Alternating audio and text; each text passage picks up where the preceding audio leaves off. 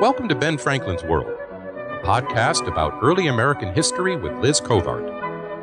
The study of history is key to understanding who we are and how we can affect a better future. Ben Franklin's World will introduce you to historical people and events that have impacted and shaped our present-day world. And now, here's your host, Liz Covart. Hello, and welcome to episode 55 of Ben Franklin's World, the podcast dedicated to helping you learn more about how the people and events of our early American past have shaped the present-day world we live in. John Jay.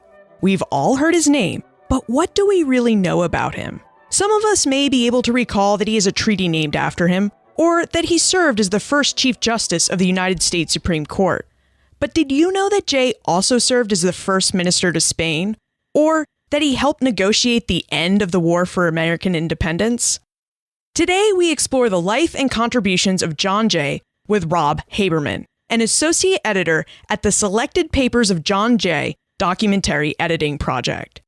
During our conversation, Robb reveals who John Jay was and where his family came from, how Jay became involved with the American Revolution, and why he decided to support the Patriot cause, and Jay's role in the ratification debate over the United States Constitution of 1787. Are you ready to investigate the life and legacy of John Jay? I am. Let's go meet our guest expert. With tidings and wisdom to share about our early American past, here is this week's special guest. Today's guest is an historian of early America who specializes in politics, periodicals, and media in New York and the New Nation. He is also an associate editor of the Selected Papers of John Jay, a documentary editing project located at Columbia University. Welcome to Ben Franklin's World, Robb Haberman. Hi, thanks for having me. John Jay. He's one of those founders that we all know his name when someone else mentions it. However, he's not what I would consider a top-of-mind founding father for most Americans. Would you agree with this impression, Robb, or do you have different insight? Oh, definitely. I think that most of the general public and even some scholars aren't as familiar with John Jay and his many contributions to America in the Revolutionary and early national period. Well, let's see if we can change that in doing today's interview. Would you provide us with a brief overview of who John Jay was and his accomplishments? Sure. So Jay was born in 1745 to a wealthy mercantile family in New York. He entered King's College in New York City in 1760, which is, of course, today's Columbia University, and he completed his studies 4 years later. He then joined the New York City Bar and practiced as a lawyer. Like many of his generation, Jay's life was completely transformed by the American Revolution. Indeed, Jay's major diplomatic, civic, and political achievements occurred within the time frame of the Revolutionary era, roughly from, say, 1774 to 1799. So here's a list of the highlights of Jay's accomplishments. He was a delegate to the First and Second Continental Congresses and served as president of that body in 1779. He was a member of New York's Provincial Congress and helped to draft the state's first constitution in 1777. He further served New York by establishing the state's judicial system and becoming its first Chief Justice. He then embarked on a diplomatic career and was appointed minister to Spain in 1779 with the goal of gaining recognition, funding, and support in the conflict against Britain. Jay then joined the diplomatic team that negotiated the American Peace Treaty with Britain in 1782-83. Upon returning home, Jay was appointed by Congress as Secretary of Foreign Affairs, a post he held from 1784 to 1789. And he was then a leading proponent of constitutional reform. So he joins Madison and Hamilton in writing the Federalist essays and skillfully argues for New York's ratification of the U.S. Constitution in the 1788 State Convention. And in the new national government, he served as the first Chief Justice of the United States from 1789 to 94 and helped establish the tone and authority of the nation's judiciary. Jay is then recalled to the diplomatic realm, and he sails to London to sign the famous and controversial treaty that bears his name. The Jay Treaty of 1794 was intended to create a lasting peace between Britain and the United States and to resolve the issues that had been plaguing the two nations since the Treaty of 1783. Jay returns home in 1795 and begins the last spell of his public service career. He's elected twice as governor of New York from 1795-99, and during these years, he oversees the state during the Quasi-War with France, yellow fever outbreaks, and he signs a law that introduces gradual abolition of slavery in 1799. He then lives out the rest of his life in retirement, farming his estate in Bedford until his death in 1829.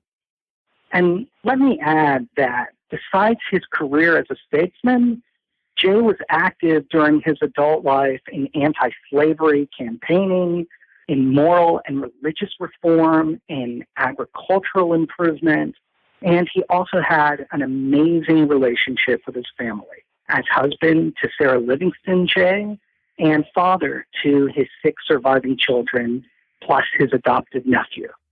Wow. A Continental congressman, a diplomat, a chief justice, governor of New York, reformer, and family man. He did it all.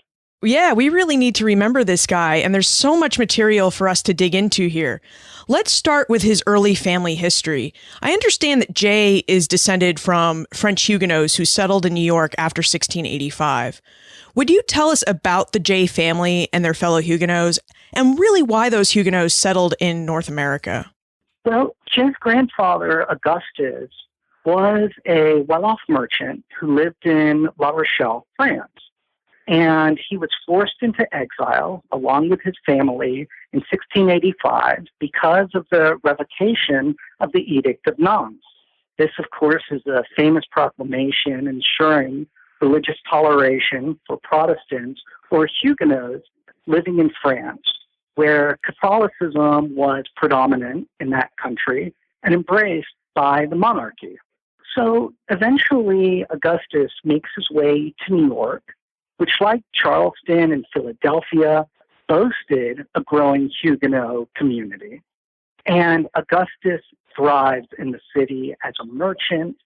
He engages in transatlantic trade, and just as importantly, he marries well.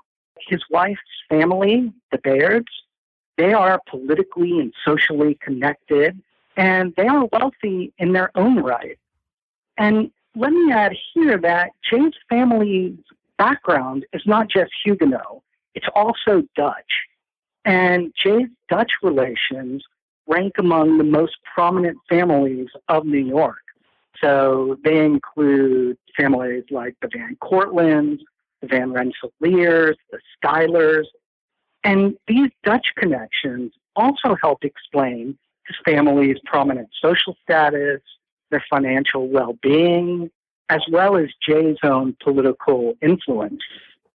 You really have mentioned the who's who of Dutch New York, the Schuylers, Van Rensselaers, and Van Cortlands. So I didn't realize he was that well connected. What's also remarkable is many of those families end up supporting the American Revolution. Would you tell us how Jay became involved in the American Revolution and whether his decision to become a patriot was an easy one for him to make? Because he lived near New York City or in New York City, and that place was fraught with people deciding whether or not to become a patriot or remain a loyalist. Yeah, indeed. And it's interesting because many of Jay's closest friends do in fact become loyalists. And many scholars have asked, and many historians have asked, so why doesn't Jay take this route? Why does he become a patriot instead of a loyalist? So up to late 1773, Jay is largely apolitical. he first gets involved with the Patriot resistance in the aftermath of the so-called Intolerable Acts. So Jay is horrified by the events in Boston, and he's concerned that the economic punishment inflicted on the city and the dissolution of representative government in Massachusetts, that this represents not only a threat to Boston and Massachusetts, but it's a threat to colonial liberties and rights throughout the colonies. So this is really the reason for him going over to the Whig or the Patriot cause. Nonetheless, Jay has been called a moderate revolutionary. And this is a fair assessment of him, for he is counseling moderation and reconciliation as a response to the imperial crisis. He believes, and this is, up through, say, late 1775, he believes that the king and parliament are misinformed and have miscalculated their policies. And for Jay, it's interesting because prudence is his watchword. Prudence defines his approach to politics. Indeed, prudence defines his approach to life itself. So it comes as a little surprise then that Jay is part of the congressional committee that draws up the Olive Branch petition in July 1775. So Jay then is seeking a peaceful resolution to the growing conflict between British government and the colonies. And we can say that Jay then he's practically the opposite of a firebrand like Samuel Adams, who was espousing independence and who's well known for his radical rhetoric. Now, Jay eventually does come to embrace the cause of independence, but it's a gradual process, and it involves much soul-searching on his part. Jay was not in Philadelphia when the vote was taken in early July to support independence. At this time, he had returned to New York because of family illness, and he remains in New York and becomes heavily involved in provincial politics there. Even though he is away from Philadelphia, he embraces independence once it has been endorsed by Congress. And by this time, Jay is disappointed that the British government has done next to nothing to address what he sees are the legitimate grievances of the colonists. Moreover, Jay recognizes that the extent of the military conflict and what he viewed as cruelty on the part of the British, that these circumstances ended any possibility for reconciliation with Britain. So Jay returns home to New York for family reasons, so he misses the vote for independence. And of course, the only reason there was a unanimous vote for independence is because New York abstains from the vote. So it seems like his moderate politics actually represent his state fairly well. But I wonder, did New York replace him on the committee, or did he just didn't go? I have to look into that. I honestly don't know at this point whether he was replaced with another delegate. Why does the Continental Congress select John Jay to serve as its minister to Spain in 1779? Would you tell us, what qualified him for that position and perhaps about his diplomatic missions and experiences in Europe? Sure. So Jay was chosen to head a mission to Spain because of his experience serving on congressional committees that dealt with foreign affairs and specifically America's policies towards Spain. Jay's actual experience in Spain, however, was marked largely by disappointment, both in terms of his living arrangements and in terms of achieving his diplomatic goals. Jay's wife, Sarah, and his nephew, Peter J. Monroe, accompany him on the trip. So it's nice that he has family going with him. But other than that, it's a horrible trip. It goes badly from the start. Shortly after leaving in October 1779 on a Continental frigate named the Confederacy, the ship almost founders in a storm and has to sail to Martinique for repairs. In Martinique, Jay finds another vessel that will take him to Europe. Unfortunately, things don't improve for the Jays once they arrive in Spain. They really have a miserable time. The travel on coaches are very uncomfortable. They get overcharged in hotels. So, for instance, Jay tells an anecdote where he's charged for 14 rooms where he stayed at an inn. And he asked the landlord, he goes, "What are you doing? Why are you charging me so much? We only rented out 1 or 2 rooms." And the landlord says, "Well, there were 14 beds in your room, so therefore I have to charge you for 14 rooms." Moreover, his accommodations in these hotels, they are pretty dirty. And Jay complains, and I quote, that there were no less than 2,000 or 3,000 fleas, lice, and bugs. And as a New Yorker, fellow New Yorker, I can appreciate Jay's concerns there. Jay is also, he's in the embarrassing situation where he's running out of money. And he has to write off to Benjamin Franklin in Paris to arrange for loans from the French to see him through. Jay is also, he's not fond of courtly life in Spain. It's too aristocratic and luxurious for his tastes. And then to make matters worse, a personal tragedy strikes the family. Sally, at this time, is pregnant, and she gives birth to a daughter in Madrid, and unfortunately, their baby dies soon thereafter in the summer of 1780. Diplomatically, the mission is a near fiasco. Jay arrived in Spain in early 1780, and he spent the next 2.5 years there in negotiations. Congress wanted him to gain Spanish recognition of the United States as an independent and sovereign nation. Congress also wanted to form a military alliance with Spain, and it wanted funding for the war effort. Jay does not succeed in these efforts. And to add insult to injury, Jay is not even recognized by the Spanish authorities as an accredited diplomat. Jay is also experiencing problems with his assistants, William Carmichael and Brockhurst Livingston, and Livingston is his brother-in-law. These men are serving as Jay's secretaries, but they end up, they're not following his instructions. They're more interested in partying and spending money than they are in attending to their work. So Jay is probably not disappointed when he leaves Spain for Paris as one of the American peace commissioners who will negotiate with Britain. And here the situation is different.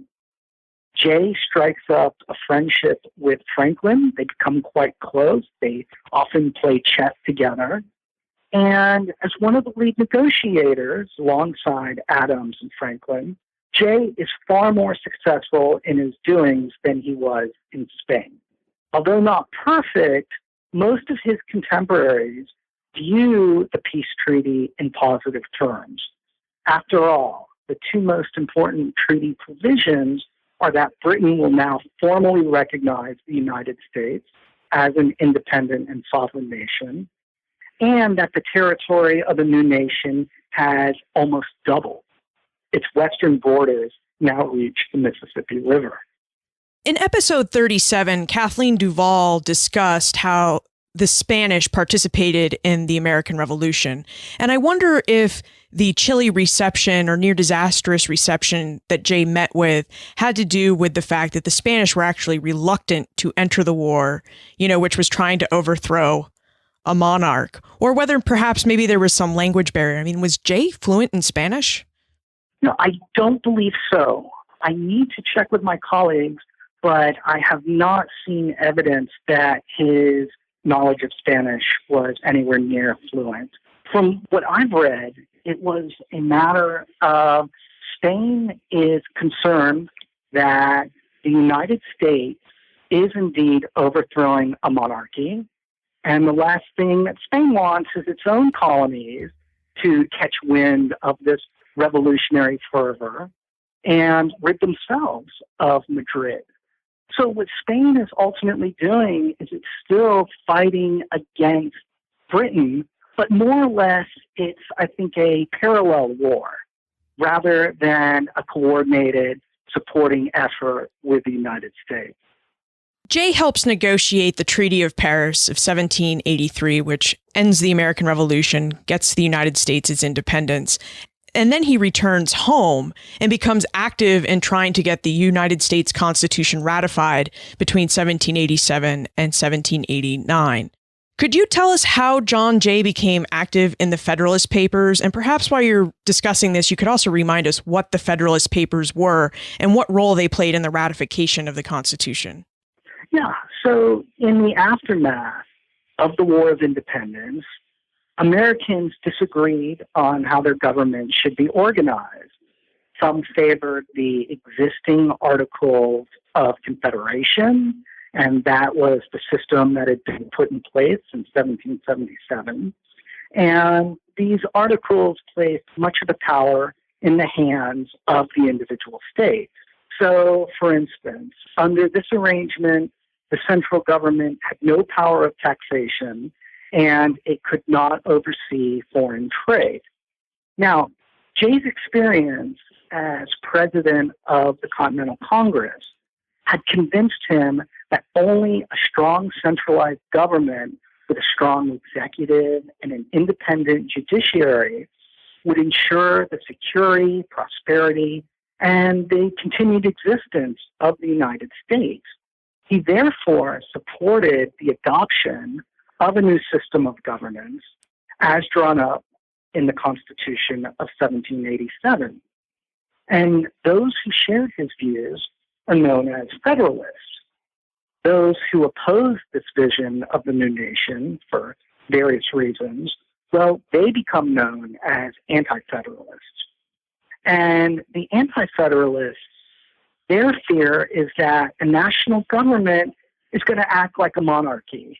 And the United States had just overthrown, well, not overthrown, but, they were now free from the tyranny of King George III. So the Anti-Federalists, they're afraid that, this new executive, this could be just like a British monarch and would seek to deprive the people of their individual rights and liberties. So in terms of adopting the Constitution and ratifying the Constitution so that it becomes the law of the land, the Federalists, like Jay, they're really facing an uphill battle. And the Constitution has been drawn up in Philadelphia in September 1787. Now it has to be ratified in individual state conventions. So in New York, most of the delegates who are attending the state convention in Poughkeepsie, the vast majority of them are anti-federalists. They oppose the Constitution. So to sway the populace and the delegates to favor its adoption, Jay, along with Alexander Hamilton and James Madison, outlined their arguments favoring the Constitution in a series of essays known as the Federalist Papers. Jay authors 5 of the 85 essays, so he is responsible for numbers 2 through 5 and 64. And Jay would undoubtedly have written more, but for the fact that he was injured in a popular disturbance. And this is known as the Doctors' Riot. This event occurs in April 1788 when New Yorkers are suspicious that local physicians are having cadavers dug up, and then the doctors are using them for dissection. So this really stirs up the crowd in New York. The doctors have to be put into jail for their own safety, but they are still threatened by a hostile population. Jay gets wind of this, and he shows up at the jail. He has his sword in hand, and he tries to disperse the people. and things get even uglier real fast. He is struck in the head with a rock, and Jay falls unconscious, and it takes him several weeks to fully recuperate. Now, having said this, I also want to point out that in addition to the Federalist essays, Jay writes a very influential paper that is not widely known by many people today. This is his anonymous pamphlet addressed to the people of the state of New York, in which Jay is arguing in favor of the Constitution. This piece is intended for a general audience and proves very influential in convincing those who are undecided and even some anti-federalists who had previously opposed the Constitution's ratification. Chris, Michael, and Alec would like to know about the Jay Treaty of 1795. Would you tell us what the Jay Treaty was and why it met with such a mixed reception from both Congress and the American people? So the treaty signed with Britain in 1783, this treaty had left many matters undecided. So most notably, the issues that still needed to be settled included determining the northern boundary, that is, the United States and Canadian boundary. What about the continued presence of British troops and British forts in the Northwest Territory? The Americans wanted to open up the British West Indian trade, which would be very lucrative for their merchants and for their shipping. And there was also issues of American vessels are being seized on the ocean by the British, and there's the impressment of American sailors, and the list goes on. So this situation is so tense between Britain and the United States that war seemed a very likely consequence if they did not resolve these longstanding problems. Jay, who was such a key figure in the first treaty with Britain, was again tapped to negotiate on behalf of his country, and he sails off to London in May 1794. Now, the terms that Jay ultimately agrees to with his British counterparts, they're far from perfect, but they do resolve some of the most pressing problems. The British evacuate the posts on the Great Lakes. Both sides agree to settle their wartime debts, and the boundary issue with Canada is sent into arbitration. So many Federalists do support the treaty, and it is ratified by the Senate, and Washington, as president, signs it into law. However, the treaty has a polarizing impact on the nation, which now feels torn between Britain and France. Jefferson and Madison view the treaty as a betrayal to France, which had been America's longtime ally.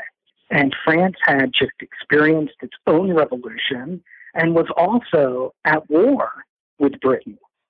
So, in fact, the split over the treaty, it's so divisive that it leads to the first party system in the United States. This is where you have the formation of the Federalists and the Democratic Republicans.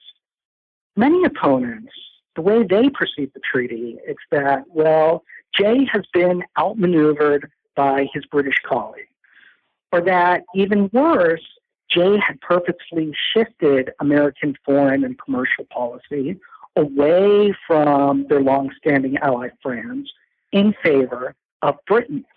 So you see in the press during this time, the newspapers are full of poems and songs lambasting Jay. In addition, there are street demonstrations and public protests damning the treaty. And this is the source of Jay's reported famous observation that he could travel at night from Boston to Philadelphia solely by the light of his burning effigies. I have never really thought of the Jay Treaty as the event that caused the first party system. I mean, I know that the first party system evolves. I know what their political issues are, but I guess it makes sense that it's the Jay Treaty because that did produce a lot of vitriol and discourse in the newspapers and among the public. We've talked a lot about John Jay's accomplishments. Why do you think it is that so few Americans remember John Jay, given the number of accomplishments that he's had and the contributions he made towards the founding of our nation? Do you think it's because he never became president? Well, after decades of public service, he's ready to retire in 1799. He had sacrificed so much in the period of the Revolution that now all he wants to do is retire to his farm in Bedford. He just wants to spend time with his family. He's not interested in seeking any more public offices, let alone the presidency. And I think Jay and his contributions remain largely unknown to the public, I think for two reasons. First, for a long time, scholars have lacked access to his personal papers. His personal papers were largely controlled by his descendants. And up until a few decades ago, only older, incomplete editions that had been completed in the 1800s, these were really the only collection of Jay documents that were in existence. And second, although Jay is recognized or was recognized by contemporaries as possessing a sound judgment, he was known for his diligence and his integrity, he's far less dramatic than some of the other founders. So, for instance, he's not a scientist. He's not an inventor like Franklin. He's not killed in a duel in the prime of his life like Hamilton. He's not the skilled military commander like Washington. However, Jay is the one doing much of the daily diplomacy and administrative work and making key decisions that were required to win the revolution and establish the new nation. And I think once this full story, which, might not be so glamorous, but once this full story is told, then I think he will receive more attention and accolades from the American public. Before we move on to the time warp, you mentioned earlier that you're an associate editor with the Selected Papers of John Jay. Would you tell us about the documentary editing project and why they're the Selected Papers of John Jay and not the John Jay Papers? Sure. This project, which started in the early 1990s, we have a fairly small staff, and we are producing 7 volumes of the Selected Papers of John Jay. We would love to do a comprehensive edition. Unfortunately, there are constraints in terms of personnel, funding, time, etc. For instance, we have to cover, each of us, my colleagues, Elizabeth Nuxel and Jennifer Steenshorn, and myself, we have to work on different aspects of editing. So on a given day, I might be proofing documents from Volume 4, while at the same time, I'm transcribing Volume 5. And then I'm also writing index entries for Jay's diary, which is located in Volume 5. So we have to cover several different tasks with the documents that we've selected for publication simply to complete the project within the time parameters. We would not be able to do the thousands upon thousands of papers that are part of the John Jay collection. Let's move into the time warp. This is a fun segment of the show where we ask you a hypothetical history question about what might have happened if something had occurred differently or if someone had acted differently.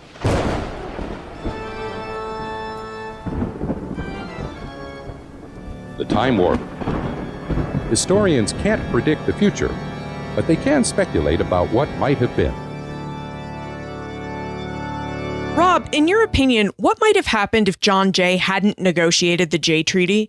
How might the history of the United States and Jay's legacy be different today? Well, I really think, and I can't claim this as an original thought, but based on my reading of the period and Jay's actions and responses in the 1790s, I truly think there would have been a war between the United States and Britain, that this would have broken out within a couple years of 1794. And that I think it's highly doubtful that the United States would have been able to emerge victorious or even emerge intact from such a conflict. I mean, this is the same time that you have the Whiskey Rebellion. You have many Western settlers are looking south, looking west, looking north, and they're thinking, well, maybe we would be better off under British or Spanish rule other than, remaining within the United States. So I think there would have been a war, and I think even worse that Jay's worst fears would have been realized, in that the United States probably would have split up into different confederacies. And that would have been the end of the American nation. And of course, there was a war. It's just the Jay Treaty put it off until 1812. Exactly. Yes. Before we conclude, would you tell us how we can access the Jay Papers? Are they just in book form, or do you have a digital online edition that we can access as well? Sure. So, as I mentioned, there are 7 volumes of the selected papers of John Jay, and these are put out by the University of Virginia Press. So, thus far, we have 3 volumes that are already out, and a 4th is due out by December of this year. In addition, the Jay Papers are available through a subscription database known as Rotunda, the American Founding Era Collection. And this is a database that is also put out by the University of Virginia.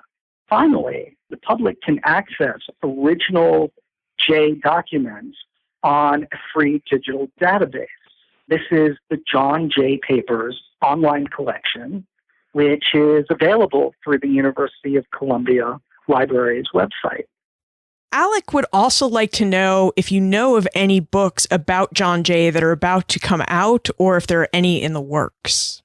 Yeah, well, I'm glad to say there's been a resurgence of Jay scholarship. There's a good general biography on Jay that came out a few years ago by Walter Starr. More recently, Joseph Ellis is exploring Jay's contributions to the creation of the Constitution. This is in Ellis's new book, The Quartet. Another recent publication is Jonathan Den Hartog's Patriotism and Piety. And in this work, Hartog looks at how Jay's Federalist politics intersected with his religious beliefs.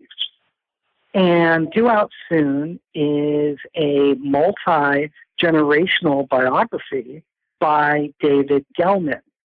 And this is entitled Liberty's Legacy. And here, Gelman is going to examine the links between the Jay family and slavery across 4 centuries. Rob, where's the best place to look for more information about you, the selected papers of John Jay, and how to get in contact with you should we still have questions about Jay? Okay, so if you have any questions or comments, please send an email to me or my colleagues, Elizabeth Nuxel and Jennifer Steenshorn. You can send an email to me at rkh2125@columbia.edu. You can also find out more information on our Facebook page. And our Facebook page is The Selected Papers of John Jay. And finally, we also have a Twitter account. Our handle is at JJ Talking, and I want to spell that out. So that is J, J-A-Y, and then second word, talking. And on Twitter, we put on Jay's quips and quotes and fun anecdotes. And likewise, we also have some wonderful information on the Facebook page as well.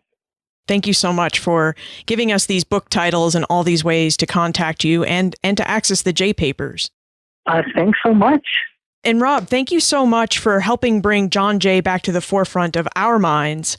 He sounds like a truly fascinating individual, and I'm thankful you could spend your time with us today. Thank you so much. It's been a real pleasure. I think it's pretty remarkable that John Jay played such a prominent and important role in the founding of the United States, and yet many of us only remember his name. And I'm guilty of this too. But as Rob reminded us, John Jay helped draft the Treaty of Paris of 1783, which ended the War for American Independence. He helped push his fellow New Yorkers to ratify the United States Constitution. And he helped broker an agreement with England that postponed a war that the young United States could ill afford to wage. John Jay may not be a top-of-the-mind founding father, but it sounds like he should be. You can find more information about Rob, the selected papers of John Jay Documentary Editing Project, plus everything we talked about today on the show notes page for this episode, benfranklinsworld.com/055. Now you can also access the show notes by clicking the link located in the episode description in the Ben Franklin's World Android or iOS app. To become a Ben Franklin's World app user, search for Ben Franklin's World in the Apple app or Google Play stores, or visit benfranklinsworld.com/iOS or benfranklinsworld.com/Android. Now, if clicking on the link is too much effort, you can also sign up for the Franklin Gazette, which will put the show notes for each week's episode in your inbox. To sign up for the Franklin Gazette, visit benfranklinsworld.com or text BFWorld to 33444. And when you sign up for the Franklin Gazette, you will also receive access to Poor Richard's Club, our private listener community on Facebook. If you love Ben Franklin's World and would like to find out more about how you can help support the show, please visit benfranklinsworld.com/support or text support BFWorld to 33444. Phew, man, we have a lot of housekeeping announcements now at the end of every episode. But here we are, we're at the end, and I want to know what you think. What do you think John Jay's most important contribution to the founding of the United States was? And what can we do to help our fellow Americans remember him? Email your answers to Liz at benfranklinsworld.com, tweet them to @LizCovart, post a comment on the show notes page for this episode, or in Poor Richard's Club. And remember, never leave till tomorrow that which you can do today.